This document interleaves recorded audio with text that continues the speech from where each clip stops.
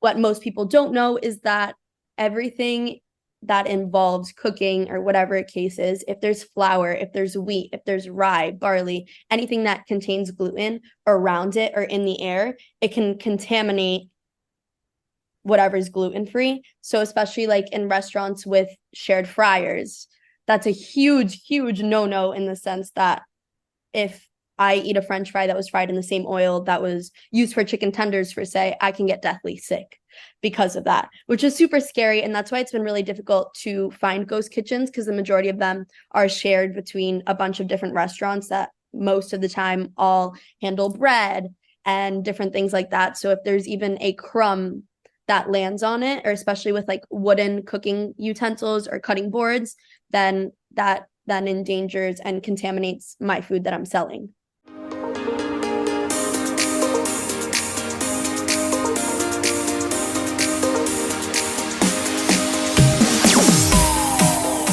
Welcome back to another Incubator bonus episode. I'm excited to bring on someone else inside the Loth Center. Vincent Lanci here with a top winner at the new Venture Expo. She has a lot to offer. Eliza, thank you very much for joining that entrepreneur show. Thank you so much for having me. I'm very excited to let the world know everything you do and, of course, shed more light on the amazing companies here in Tampa, specifically the University of Tampa. If you didn't check out the new Venture Expo episode, take a peek at that. A lot of inspiration there. But if it is your first time joining us today, this is the #1 podcast for small business owners and entrepreneurs. Entrepreneurs are sharing their journey each week to help you along yours. And today will be no different. Let's talk more about why you started this company, and it's made such leaps and bounds ever since. Of course. So I got diagnosed with celiac disease my freshman year of college. So for those that don't know, it is a immune disorder, which means I am very, very allergic to gluten in all forms. And I most of the time end up in the hospital if there is any cross-contamination. So as a freshman, I was living in a dorm without a kitchen and without a car, and I spent thousands of dollars on gluten-free alternatives trying to figure out my new reality, and they all ended up tasting like cardboard. So I made it my mission to spend endless hours perfecting my recipes, mostly at the time for myself, because it was a very, very dark time, not only physically, but mentally. I lost over 30 pounds trying to get all the gluten out of my system and just trying to understand my new reality, because gluten is in everything, in paper straws, in some medicines, things you would never ever expect it to be in. So that was definitely a challenge to try to figure that out. And then for my ENT 320 class, which is like the intro to entrepreneurship, we had to pitch like our dream business.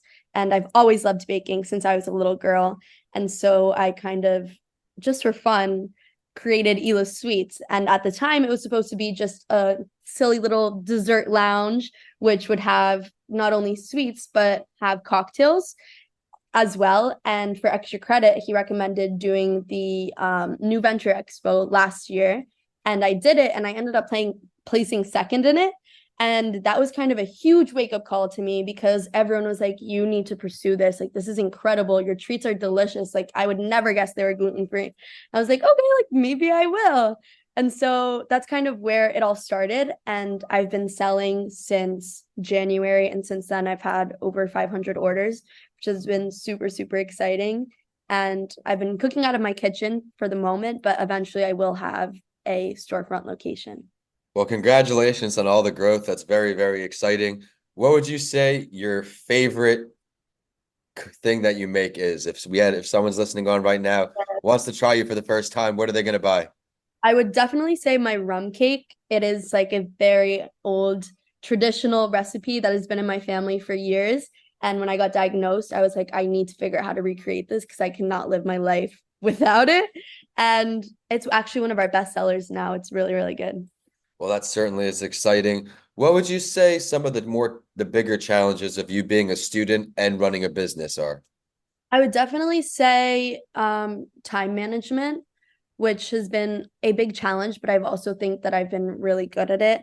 I think also saying no to certain things, because of my classwork and work, and on top of my bakery as well, that it's been difficult to say no because I'm like, I don't want to miss this opportunity. And then I will overwhelm myself and have a million different competitions and expositions, but it's all paid off at the end.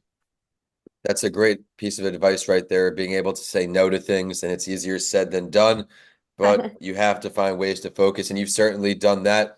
We just talked about the new Venture Expo. What was one of your favorite parts from that event? I think my favorite part of the event, I would say I have two. Yeah, Actually, maybe. please.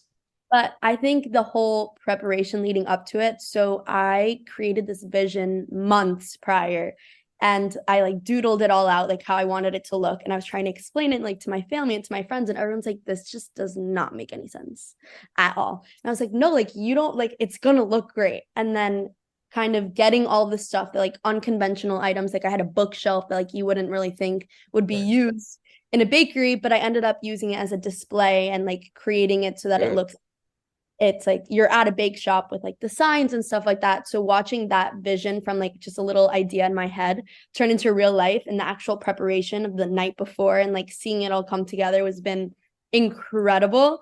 And then my second favorite part was definitely my parents were in town, and they've been the biggest supporters and helpers my entire life and encouraging me, and they helped me, and it was so nice to see them see everything that I've been working so hard for in Tampa. And then my third was all the people that I got to meet, and I got to make them smile through my desserts, which was incredible. Specifically, all the people that had celiac or gluten intolerance that saw that I would be there and came to try out my goods, and they fell in love with it and they fell in love with my story. And that was incredible. I was one of the people you made smile with your desserts for sure, and it was really awesome to see your family and friends there. You had so much support with the shirts on, with your logo. So that was really cool, but also a great lesson there of marketing your brand, all of those things. What are some other ways you've decided to market your brands other than the t-shirts? So I think that that's actually one of my strengths because of my story and because of my why and my personality. I think I have become my brand in the sense that pink has always been my favorite color, and I incorporate that into every aspect of everything I do, which might sound a little silly, but in the sense that for New Venture, everything that I had, it was mostly like things that I already have in my apartment, like apartment decor, that all kind of tie into like the pearls and the glamour and the classiness and the pinkness, but at the same time having delicious treats with it. And my whole like motto and slogan of creating gluten-free happiness and making people Like smile that.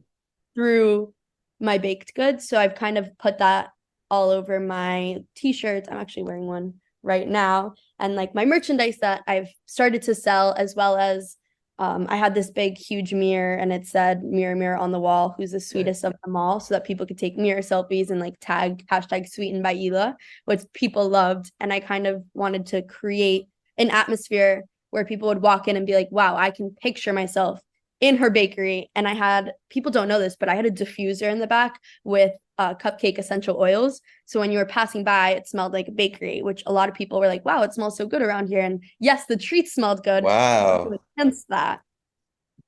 That is next level tip, next level innovate. Like you really just imagined this whole thing, you manifested it to life. And I don't think you're silly with having pink and everything. Something I learned at Podfest a few years ago was having a focal color with your brand and being consistent. You see behind me, well, this is like the image background I'm using. It's got the yellow. My grandma's favorite color was yellow. So in all my books, all my podcast covers, they all have a little bit of yellow. So I certainly like that because that's a way to recognize your brand. People are Yeah. going to associate pink with your brand. You're doing a great job at that. What is next for your brand? What can we expect now as we head into summer? So for the summer and looking into the future, I am going to continue to work in my apartment until I can find a kitchen that I can make sure is celiac safe. So I am looking into renting a space where I can create that kitchen before I can have an actual storefront, and just continuing to expand my base. I've been doing a lot of orders for graduation cakes and birthday cakes for the summer, so that's really exciting. That is exciting. You mentioned you want to find somewhere celiac safe. What exactly does that mean for everyone out there who may not be sure how a facility or a storefront can be Yeah. considered safe? So, because there's a huge difference between gluten intolerance and celiac. So, when you're celiac, you're allergic, and when you're gluten intolerant, it's like the same thing as like if you're allergic to dairy or if you're just lactose intolerant, like you can still Okay. consume it, but you're gonna have a tummy ache. Hmm. But what most people don't know is that everything that involves cooking or whatever it case is, if there's flour, if there's wheat, if there's rye, barley, anything that contains gluten around it or in the air, it can contaminate whatever's gluten free. So especially like in restaurants with shared fryers, that's a huge, huge no-no in the sense that if I eat a French fry that was fried in the same oil that was used for chicken tenders, for say, I can get deathly sick because of that, which is super scary. And that's why it's been really difficult to find ghost kitchens because the majority of them are shared between a bunch of different restaurants that most of the time all handle bread and different things like that. So if there's even a crumb that lands on it, or especially with like wooden cooking utensils or cutting boards, then that endangers and contaminates my food that I'm selling. I've been in hospitality before as one of my side hustles leading up to the business finally floating. I'm not sure if they used separate oil for. Now that I'm thinking back, Yeah. I didn't work Most in of the the time kitchen, they but don't I don't because work it's in the kitchen, so I cheaper. don't know. So, Yeah, I mean, yeah. I can see that. Well, thank you for bringing all that to attention. You've been crushing it so far. As we head towards the end of the show, I want to now ask you something I brought back. I started my first maybe 150 shows with asking every guest. Took a little break, but we have some time here. If you could sit down with any entrepreneur throughout history, dead or alive, to have a conversation with, hang out with, who would you choose? I would choose, I'd say Walt Disney. I love it. Let's hear why. I think he has been a really big inspiration in everything that I've done growing up because of the empire that he created through his theme parks and kind of been my inspiration for my branding as well, in the sense that the way he created his entire brand of like the happiest place on earth and the way his employees are trained, that they're genuinely like, you go there and they're the nicest people and they're always going out of their way to make you smile and to make sure that all of your dreams are coming true while you're there. Every detail when you go into each ride, it is so specific and every detail is so perfect to whatever that theme is, that you go in there and like each ride you're transported into a different dimension. Wow.